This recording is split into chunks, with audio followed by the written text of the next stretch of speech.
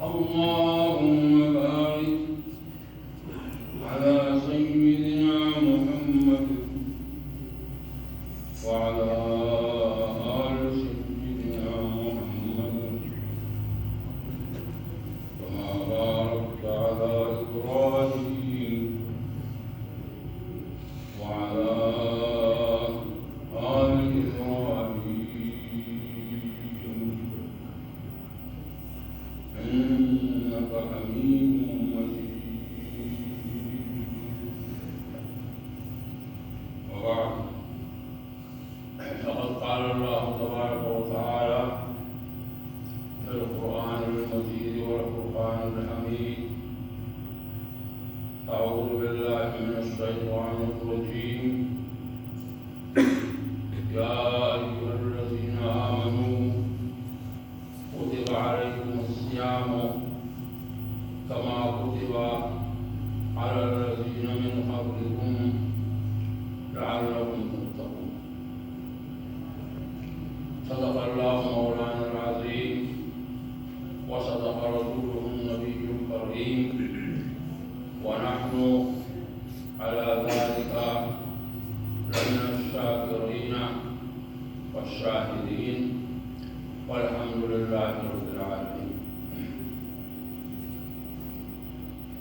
یہ روایت کریمہ میں نے آپ کے سامنے تلاوت کی ہے. اس آیت میں اللہ جل شانہ نے خطاب فرمایا ہے، اور یہ خطاب فرمایا ہے اہل ایمان کو، ان لوگوں کو مخاطب کیا ہے جو مومن ہیں، اللہ کو ماننے والے ہیں، اللہ کے رسول کو ماننے والے ہیں. تو قرآن مجید جو اللہ جل شانہ کی کتاب ہے، اس کتاب میں جو احکام ہیں، ان احکام کو اصطلاح میں احکام شرعیہ کہتے ہیں. جتنے بھی احکام ہیں، خواہ وہ طہارت سے متعلق ہیں، صلاۃ یعنی نماز سے متعلق ہیں، زکوٰۃ سے متعلق ہیں، روزے سے متعلق ہیں، حج سے متعلق ہیں، یا معاملات سے متعلق ہیں، ان تمام یہ جو احکام ہیں، تو قرآن مجید میں تقریباً 500 آیات ایسی ہیں کہ جن میں اللہ جل شانہ نے احکام دیے ہیں. ان کو ہم آیات الاحکام کہتے ہیں، جن میں اللہ جل شانہ نے رولز اور ریگولیشن بتائے کہ ایک انسان جو ہے اس کو اپنی زندگی کس طرح گزارنی چاہیے. جس طریقے سے ہمارے ہاں قانون ہوتا ہے، اور ہر شہری کے لیے ضروری ہوتا ہے کہ وہ قانون کو فالو کرے، قانون کے مطابق زندگی گزارے. اگر کوئی شخص قانون کی وائلیشن کرتا ہے اور قانون کی خلاف ورزی کرتا ہے تو ظاہر ہے کہ اس کو سزا دی جاتی ہے. اسٹیٹ کو یہ حق حاصل ہوتا ہے کہ جو بھی شہری وہ قوانین کی مخالفت کرتا ہے تو ریاست کی طرف سے اس کے خلاف کارروائی ہوتی ہے. تو اسی طرح یہ جو روحانی نظام ہے، ایک تو ظاہری نظام ہے، ہر ایک معاشرے کے اندر ایک ظاہری نظام چلتا ہے. اللہ نے ایک نظام چلایا ہوا ہے، اور ہر ایک معاشرے کے اندر ایسے افراد ہوتے ہیں جو چیک رکھتے ہیں، بیلنس رکھتے ہیں، ان کے پاس اختیارات ہوتے ہیں وہ اپنے اختیارات استعمال کرتے ہیں، یہ سارا سلسلہ چلتا ہے۔ لیکن ایک وہ نظام ہے جس کو نظام ہدایت کہتے ہیں۔ اللہ جل شانہ نے جب سیدنا آدم علیہ السلام کو پیدا فرمایا تو آدم علیہ السلام کو نبوت کی عطا فرمائی اور ظاہر ہے کہ انسانیت کا منصب بھی عطا فرمایا۔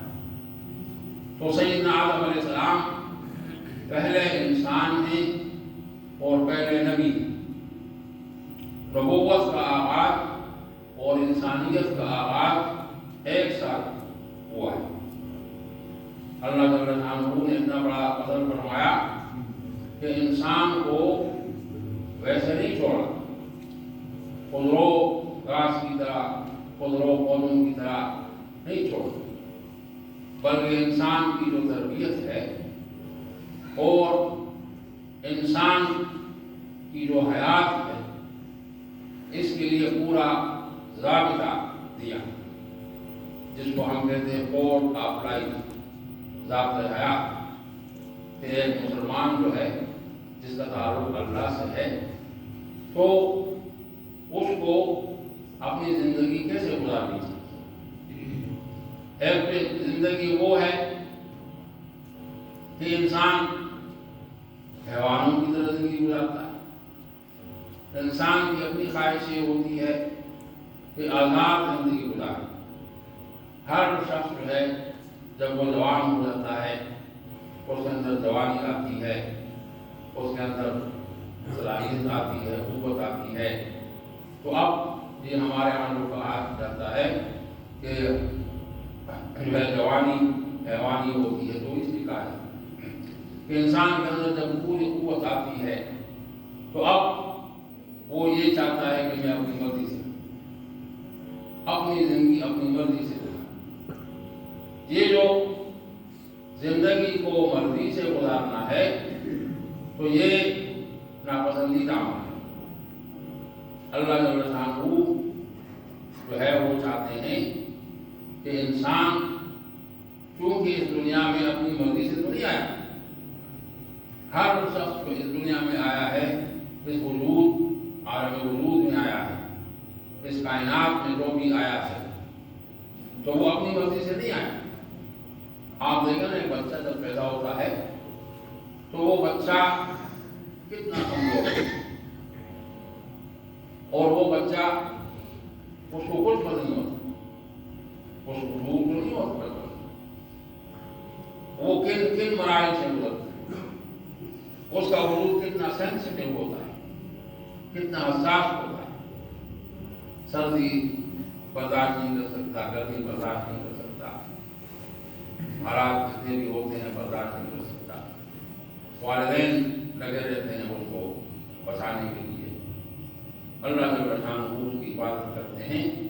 تو یہ جو بچپن کے مراحل ہیں تمام مراحل سے گزرے ہیں، لیکن ہمیں یاد نہیں، ہم میں سے ہر شخص جو ہے پیدا ہونے کے بعد 4-5 سال تک کس طرح رہا ہے اب کسی کو بھی یاد نہیں کہ کس طرح، لیکن ظاہر ہے کہ ہمارے سامنے جو بچے پیدا ہوتے ہیں ہم انہیں دیکھتے ہیں کہ ایک بچے کو پالنا اور ایک بچے کو بڑھانا کتنا مشکل ہوتا ہے۔ یہ جو انسان کی حفاظت ہے اور انسان جو مراحل گزارتا ہے، بچپن کے مراحل گزارتا ہے، ذوق کے مراحل گزارتا ہے، کمزوری کے مراحل گزارتا ہے، اللہ اس کے لیے انتظام فرماتا ہے، تو یہ سب کچھ اللہ کی طرف سے۔ انسان کا جو وجود ہے وہ جب انسان دنیا میں آتا ہے اور دنیا میں پھر وہ رہتا ہے، اس کا جو دنیا میں آنا اور دنیا کے آنے کے بعد استقرار ہے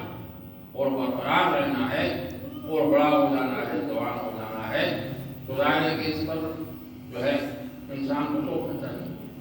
اللہ جل شانہ نے ارشاد فرمایا فَلْيَنظُرِ الْإِنسَانُ مِمَّا خُلِقَ، انسان کو کبھی کبھار بھی سوچنا چاہیے کہ بھئی آپ پیدا کیسے ہوئے، کس چیز سے پیدا ہوئے، کس طرح پیدا ہوئے، کن مراحل سے گزرے۔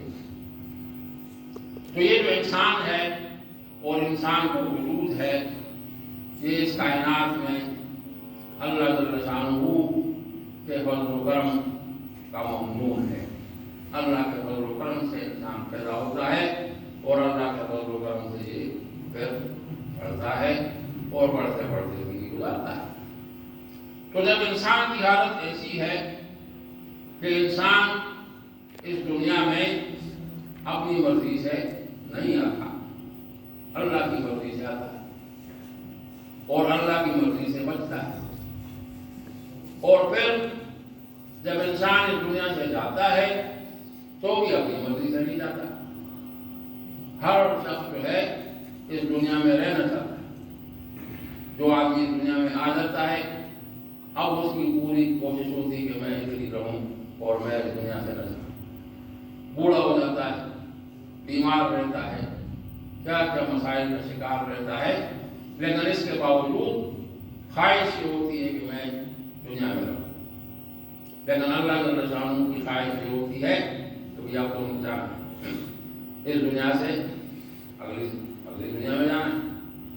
تو انسان کو اس دنیا سے شفٹ ہوتا ہے تو اپنی مرضی سے تو نہیں ہوتا، اللہ کی مرضی سے ہوتا ہے۔ تو صوفیاء کرام کہتے ہیں کہ انسان اس دنیا میں جب آتا ہے اپنی مرضی سے نہیں آتا، اور جب جاتا ہے تو بھی اپنی مرضی سے نہیں جاتا۔ تو اب اس کا تقاضا یہ ہے اور اس سے یہ ڈیمانڈ ہے کہ بھئی آپ دنیا میں رہتے ہوئے بھی اپنی مرضی سے نہ رہیں۔ جب آپ کا آنا اپنی مرضی کا نہیں ہے اور جانا بھی اپنی مرضی کا نہیں ہے تو پھر جب آپ یہاں رہیں تو بھی اپنی مرضی سے نہ رہیں، بلکہ اللہ کی مرضی سے رہیں۔ اللہ تمہیں لے کر آیا ہے اور اللہ کی مرضی سے تم یہاں سے جاؤ گے تو آپ یہاں جو چند روزہ زندگی ہے یہ کتنی زندگی ہے؟ یہ انسان کو جو زندگی ملتی ہے آپ اس کو کیلکولیٹ کریں کہ کیا زندگی شروع کی جو زندگی ہے وہ غیر شعوری کی زندگی ہے۔ جب انسان ٹین ایج میں ہوتا ہے اس کو پتہ نہیں چلتا، پھر جوان ہوتا ہے، کچھ عرصہ جوان رہتا ہے، پھر ڈر جاتا ہے، اور ڈر جانے کے بعد ہوتے ہوتے بڑھاپے میں آ جاتا ہے۔ اس زندگی میں بھی آپ دیکھیں گے کتنا سارا ٹائم آپ کا سونے میں گزرتا ہے۔ اگر ایک آدمی کی 60 سال زندگی ہے تو 60 سال میں تقریباً 30 سال کو وہ سونے میں گزرتے ہیں۔ روزانہ آپ 8 گھنٹے سوتے ہیں۔ تو یہ جو انسان کی زندگی ہے اس کو قرآن مجید نے کہا ہے کہ یہ بہت معمولی زندگی ہے، بہت مختصر سی زندگی۔ یہ جو مختصر سی زندگی ہے تو اس کو اپنی مرضی سے نہیں گزارا جاتا۔ اس مقصد کے لیے اللہ جل شانہ نے ضابطہ حیات دیا ہے۔ انسان کو جو ہے سمجھانے کے لیے انبیاء علیہ السلام کو بھیجا۔ اللہ جل شانہ نے کتابوں کو نازل فرمایا، سیدنا آدم علیہ السلام کو صحائف دیے جو ہے عطا فرمائے، اور ساتھ ساتھ ان کے ساتھ وہی کا سلسلہ جاری رہا۔ تو آدم علیہ السلام نے جو ضابطہ حیات پیش کیا اس کو ہم دین کہتے ہیں۔ اللہ کی طرف سے سیدنا آدم علیہ السلام نے جو انسان کے لیے ضابطہ حیات پیش کیا، اور خود سیدنا آدم علیہ السلام نے جس طرح زندگی گزاری اور انہوں نے نمونہ پیش کیا، تو یہ انسانوں کے لیے ضابطہ حیات ہے اور اس کو دین کہتے ہیں۔ اس لیے قرآن مجید نے یہ کہا کہ ان الدین عند اللہ الاسلام۔ یہ جو دین ہے ہم یہ سمجھتے ہیں کہ دین جو ہے اللہ کے رسول نے پیش کیا، دین اللہ کے رسول نے تو وہی دین پیش کیا ہے جو سیدنا آدم نے پیش کیا۔ تمام انبیاء علیہ السلام سیدنا آدم علیہ السلام سے لے کر آپ علیہ السلام تک جتنے بھی انبیاء ہیں 1 لاکھ سے ہر ایک نبی نے جو ضابطہ حیات پیش کیا ہے وہ ایک ہی ضابطہ حیات ہے کہ انسان کو کیسے رہنا چاہیے۔ اس دنیا میں رہنے کے لیے اللہ نے جو میسج عطا فرمایا سیدنا آدم کو وہی پیغام سیدنا نوح علیہ السلام کو، وہی پیغام سیدنا ابراہیم علیہ السلام کو، وہی پیغام سیدنا موسیٰ علیہ السلام کو، وہی پیغام سیدنا عیسیٰ علیہ السلام کو، اور وہی پیغام سیدنا محمد مصطفیٰ احمد مصطفیٰ صلی اللہ علیہ وسلم۔ تو یہ جو دین ہے یہ اللہ کے رسول نے یہ فرمایا۔ اس وقت علماء یہود اللہ کے رسول سے سوال کرتے تھے کہ آپ کدھر سے آئے اور آپ یہ کیا پیش کر رہے ہیں؟ تو حضور فرماتے کہ میں کوئی نئی چیز کو نہیں پیش کر رہا، میں تو وہی جو دین ہے جو سیدنا عیسیٰ علیہ السلام پیش کرتے رہے اور سیدنا موسیٰ پیش کرتے رہے اور سیدنا ابراہیم پیش کرتے رہے، وہی دین پیش کر رہا ہوں۔ صرف یہ ہے کہ لوگ بھول جاتے ہیں سیدنا ابراہیم کی تعلیمات کو۔ قریش بھول گئے، اپنے آپ کو تو ابراہیم ہی کہتے تھے کہ ہم سیدنا اسماعیل کی اولاد ہیں اور سیدنا اسماعیل علیہ السلام سیدنا ابراہیم کے بیٹے، تو ہم تو ملت ابراہیم پر ہیں۔ قریش اپنے آپ کو دعوت کرتے تھے تو وہ یہ کہتے تھے کہ ہم سیدنا ابراہیم کے ماننے والے ہیں۔ تو اللہ کے رسول نے فرمایا کہ سیدنا ابراہیم جو ہے ان کی تعلیمات کو یہ نہیں دی جو تم تو یہ قرآن مجید نے جو احکام پیش کیے ہیں یہ سارے کے سارے جو احکام ہیں جن کو احکام شرعیہ کہتے ہیں یہ دین ہے۔ اب ان احکام میں سے ایک جو حکم ہے تو اس کو سونف کہتے ہیں، اصطلاح میں سونف کہتے ہیں، ہم اس کو اردو میں روزہ کہتے ہیں۔ سونف جو ہے اس کا مفہوم یہ ہے کہ اپنے آپ کو کنٹرول کرنے کو سونف کہتے ہیں۔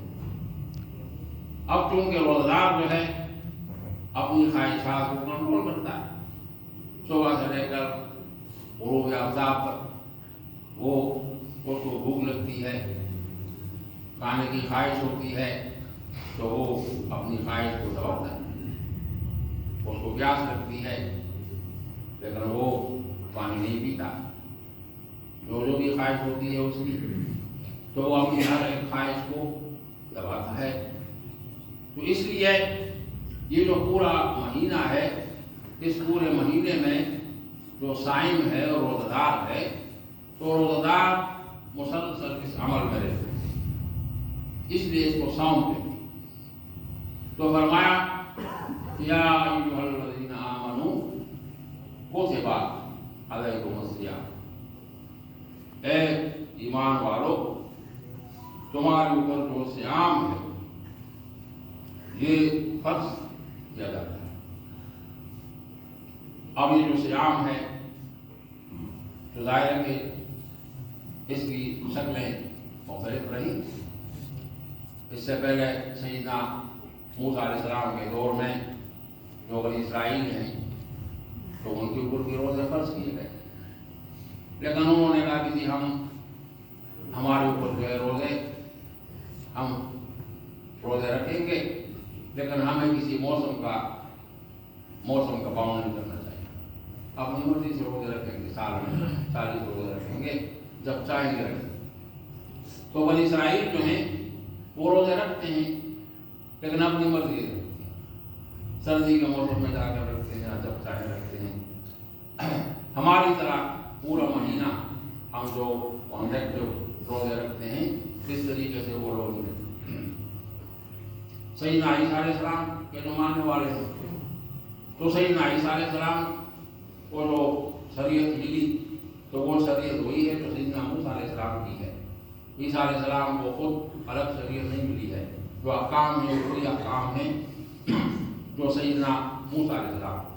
تو اصل میں جو شریعت ہے وہ شریعت موسوی ہے، سیدنا موسیٰ علیہ السلام کی شریعت ہے، اسی کو تمام انبیاء فالو کرتے رہے سیدنا عیسیٰ علیہ السلام۔ پھر اس کے بعد شریعت محمدی اللہ کے رسول کو شریعت ملی ہے تو یہ پھر شریعت محمدی کہلاتی ہے۔ اب پروسیجر میں فرق ہے، لیکن باقی جو احکام ہیں تو احکام تقریباً جو ہمارے ہاں ہیں یہ وہی احکام ہیں جو پہلے سے چل رہے ہیں۔ اس لیے قرآن مجید نے بتایا کہ کتب علیکم الصیام، تمہارے اوپر صیام، یہ جو روزہ ہے یہ فرض کیا جاتا ہے، اور ساتھ ہی یہ وضاحت کہ یہ کوئی نیا حکم نہیں ہے، بلکہ کتب علیکم الصیام کما کتب علی الذین من قبلکم، یہ بالکل ایسے ہی جیسے تم سے پہلے جو اقوام گزری ہیں، جو امتیں گزری ہیں، ان پر بھی صیام فرض اور تمہارے اوپر بھی صیام فرض۔ تو یہ جو صیام کا عمل ہے یہ کوئی نیا عمل نہیں ہے اس امت کے لیے، بلکہ یہ تسلسل ہے۔ گزشتہ انبیاء علیہ السلام کو اب ظاہر ہے کہ صیام کے بڑے فوائد ہیں اور ہر قسم کے فوائد ہیں، روزہ رکھنے کے جو فوائد ہیں اور روزہ رکھنے کے فضائل ہیں، اللہ کے رسول نے جو ارشادات فرمائے ہیں کہ روزہ رکھنا جو ہے تو اس کا سب سے بڑا جو اللہ کے رسول نے حدیث قدسی بتائی ہے، اللہ کے رسول نے فرمایا کہ الصوم لی، یہ جو روزہ ہے یہ خالص میرے لیے، تمام عبادات اللہ کے لیے ہیں، لیکن اللہ نے اس صوم کے بارے میں بتایا کہ الصوم لی وانا اجزی، اس کی جزا میں خود دوں گا۔ اللہ جو رسول نے فرمایا کہ روزہ جو روزہ دار رکھتا ہے تو میرے رضا کے لیے رکھتا ہے، اس لیے جو اس کی جزا ہے اور اس کا رسپانس ہے وہ ڈائریکٹ میں دوں گا۔ تو یہ بہت بڑی خوشخبری ہے اللہ کے رسول کی طرف سے۔ بیسیکلی یہ حدیث قدسی ہے، اللہ کے رسول نے خود ارشاد فرمایا اور اللہ کے رسول نے اللہ کے اس ارشاد کو امت تک پہنچایا۔ تو یہ جو مہینہ آنے والا ہے، 2 دن کے بعد شروع ہو رہا ہے، جس کو ماہ رمضان کہتے ہیں، یہ بہت بابرکت مہینہ ہے۔ اس مہینے میں اس کو ہمارے ہاں صوفیاء کہتے ہیں کہ یہ بہار کا موسم ہے، روحانی اعتبار سے بہار کا موسم ہے۔ جس طریقے سے بہار پورے سال میں خوبصورت ترین موسم کہلاتا ہے، تو رمضان کا مہینہ جو ہے یہ بہار کا موسم ہے، بہت خوبصورت موسم ہے۔ اس میں انسان کو اللہ جل شانہ توفیق عطا فرماتے ہیں، انسان کے اندر معمولی بھی اس کا میلان ہوتا ہے، اللہ اس میلان کو بڑھاتا ہے اور توفیق عطا فرماتا ہے، مواقع عطا فرماتا ہے۔ تو کوشش کرنی چاہیے کہ یہ جو مہینہ اب شروع ہونے کو ہے تو اس میں جو اس کی برکات ہیں اور اس کے ثمرات ہیں اور اس کے اندر اللہ جل شانہ نے جو حدودات رکھی ہیں تو ان کو حاصل کرنے کی ضرورت ہے۔ اور مہینہ گزر جاتا ہے، خود پتہ نہیں چلتا مہینہ گزر جاتا ہے۔ کوشش یہ کرنی چاہیے، اللہ کے رسول صلی اللہ علیہ وسلم کے بارے میں سیدہ عائشہ رضی اللہ تعالیٰ عنہ نے فرمایا کہ اللہ کے رسول جو ہے تو وہ رمضان کے مہینے میں سب سے زیادہ جو ہے خرچ کرتے تھے، خرچ ہو کرتے تھے۔ سیدہ عائشہ رضی اللہ تعالیٰ عنہ نے جو مثال بیان کی ہے تو انہوں نے کہا کہ الریح المرسلہ، اس طریقے سے ان کا ہاتھ چلتا تھا جیسے تیز آندھی جب چلتی ہے، تو اللہ کے رسول رمضان کے مہینے میں اس طریقے سے خرچ فرماتے ہیں۔ تو اللہ نے جن کو وسائل دیے ہیں اس مہینے میں سب سے جو بڑا عمل ہے وہ اطعام الطعام ہے، دوسروں کو کھلانا، ان لوگوں کو کھلانا جن کے پاس کھانا نہیں ہے، یہ بہت بڑا عمل ہے۔ باقی بھی سارے اعمال ہیں، تو اللہ سے دعا ہے کہ اللہ ہمیں توفیق عطا فرمائے کہ یہ جو مہینہ آ رہا ہے اللہ ہمیں اعمال صالحہ کی بحث فرمائے۔ صلی اللہ علیہ وسلم۔